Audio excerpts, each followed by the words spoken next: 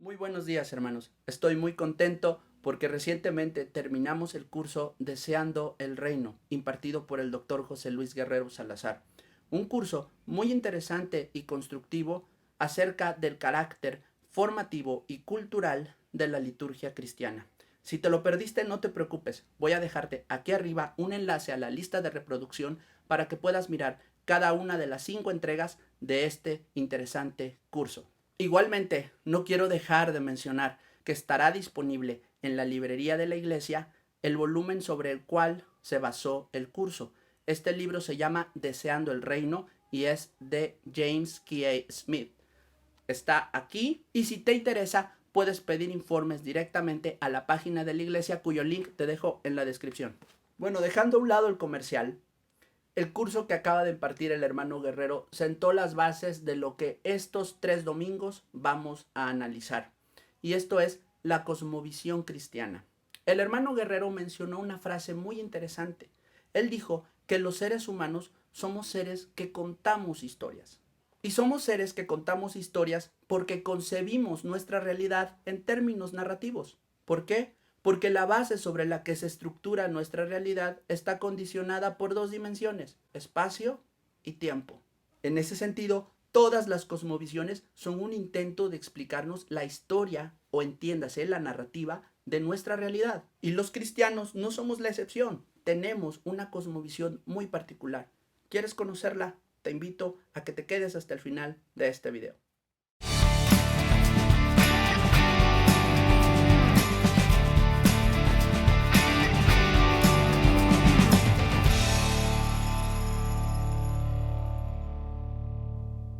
El tiempo y el espacio, 2 hilos que se entrelazan para dar forma a una trama, nuestra historia, nuestra realidad.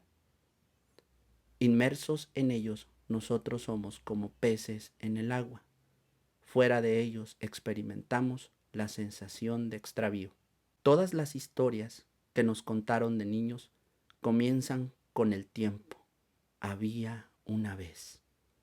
Y después proceden a ubicarnos en un lugar, en un reino muy, muy lejano. ¿Recuerdas estas frases clichés? Hubo un personaje que las usó hasta el hartazgo con fines satíricos, y sin embargo son tan básicas y están tan interiorizadas en cada uno de nosotros que siempre que vamos a contar algo recurrimos a ellas para poner orden y para iniciar debidamente nuestro reporte de los hechos. Las cosmovisiones son un intento de explicar la historia de nuestra realidad. Todas las culturas del mundo tienen una cosmovisión particular y sobre la base de ellas estructuran su conocimiento de la historia, de sus propósitos, de lo que ya han logrado y de a dónde quieren llegar. En otras palabras, las cosmovisiones son perspectivas. Una perspectiva no es otra cosa más que una visión del mundo, una visión del cosmos. La palabra griega cosmos se refiere al orden, pero también es utilizada para expresar mundo. Por eso cuando decimos cosmovisión, en realidad lo que estamos expresando es nuestra visión del mundo. Dado que vivimos inmersos en una mega narrativa que nos supera en todos los aspectos, todas las cosmovisiones implican un compromiso de fe, porque no solamente estamos superados en el tiempo y en el espacio, sino también en nuestras capacidades, como nuestro raciocinio o como nuestra capacidad de investigar y descubrir por nosotros mismos. La mayoría de las cosmovisiones se transmiten de generación en generación, pero también pueden ir siendo cambiadas o moldeadas conforme a los descubrimientos o conforme al avance de la ciencia. Sin embargo, no existe una sola persona en este mundo que pueda contarnos la historia tal como sucedió. Por lo tanto, cualquier cosmovisión, sea de la naturaleza que sea y de la cultura que sea, va a estar condicionada por un compromiso último de fe. En este sentido, todas las cosmovisiones son fundamentalmente religiosas. ¿Por qué? Porque no son individuales sino colectivas y además buscan reunir al hombre con su mundo, a la criatura con la realidad. Para lograr esto, toda cosmovisión busca responder 4 preguntas cruciales, las cuales están expresadas aquí. La primera de ellas es, ¿quién soy? O bien, ¿cuál es la naturaleza, la tarea y el propósito de la humanidad? La segunda de ellas es, ¿dónde estoy? O bien, ¿cuál es la naturaleza del mundo y del universo en donde vivo? La tercera de ellas es, ¿qué está mal? O bien, ¿cuál es el problema u obstáculo básico que me impide lograr mi realización? ¿Qué está mal? Y la cuarta de ellas es, ¿cuál es el remedio? O bien, ¿cuál es la solución que me permita franquear este obstáculo para mi realización? Ahora nota algo curioso. Cuando nos enseñan la estructura del relato, generalmente nos hablan de 3 partes: el planteamiento, el nudo y el desenlace. En el planteamiento se nos presentan a los personajes y se nos introduce a la situación principal que va a dar pie a nuestra historia. En el nudo se nos presenta una problemática, una dificultad que nuestros personajes tendrán que vencer o a través de la cual tendrán que transitar para poder llegar al final de la historia. Y finalmente el desenlace nos cuenta cómo nuestros personajes encararon y resolvieron, o en su caso a lo mejor no, los problemas que fueron planteados en el nudo. Pues bien, esta misma estructura del relato es la que se refleja básicamente en las 4 preguntas que toda cosmovisión intenta responder. La cosmovisión cristiana busca responderlas a través de 3 momentos principales o 3 momentos fundamentales. Ellos son creación, caída y redención. En creación, nosotros podemos contestar a las preguntas ¿quién soy y dónde estoy? Con la caída, nosotros podemos contestar a la pregunta ¿qué está mal? Y finalmente, con la redención, nosotros contestamos a la pregunta ¿cuál es la solución o cuál es la salvación? Y para responder a esas 3 preguntas básicas, nosotros recurrimos a las escrituras. Las escrituras es el registro de la historia bíblica, el registro de la historia del mundo conforme Dios la reveló a su pueblo. Este es el compromiso de fe del cristianismo. Tan solo iniciar la narrativa bíblica nos encontramos en Génesis 1:1 a un poderoso y revelador mensaje. En el principio creó Dios los cielos y la tierra. Si tú analizas la frase, te darás cuenta que el relato bíblico inicia ubicándonos en el tiempo, en el principio. Debemos notar, sin embargo, una cosa. Cuando el relato bíblico inicia, Dios ya está allí. De manera que Dios se nos revela como el personaje principal de esta historia que empezamos recién a leer. En el principio creó Dios. Y Dios no es un personaje cualquiera, es el personaje creativo.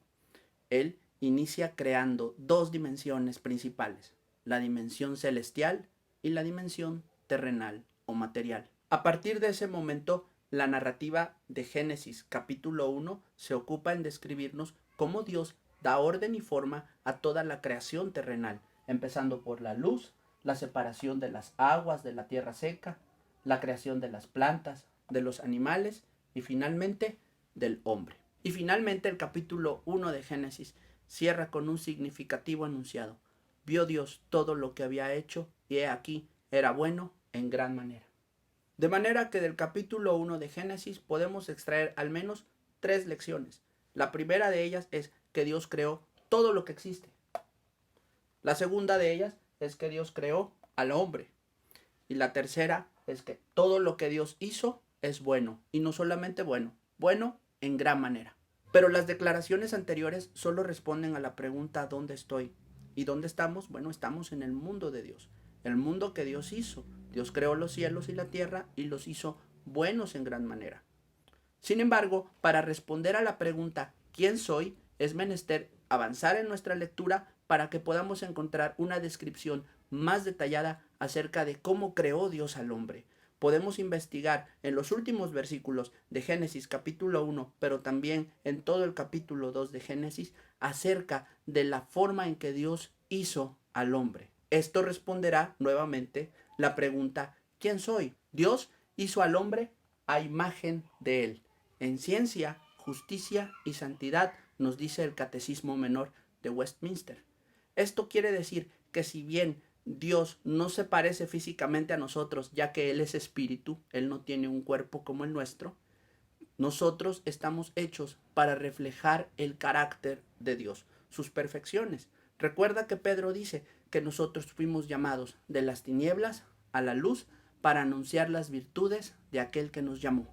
Igualmente, la Biblia nos enseña de manera muy clara que Dios hizo al hombre varón y hembra. Ambos llevan la misma imagen de Dios, es decir, los dos son iguales en dignidad y en propósito también. Incluso en el capítulo 2 se nos relata que cuando Adán ve a Eva, él exclama: esto es ahora hueso de mis huesos y carne de mi carne. Esta será llamada varona porque del varón fue tomada. Esto no es para nada una declaración de propiedad como si Adán fuera posesivo. Finalmente él no tenía nada que celar de nadie y los celos no existían en la buena creación de Dios. Lo que esto nos expresa es que Adán reconoce, tan pronto la ve, a otra persona que es igual a él, con el mismo valor, con la misma dignidad y obviamente con el mismo propósito.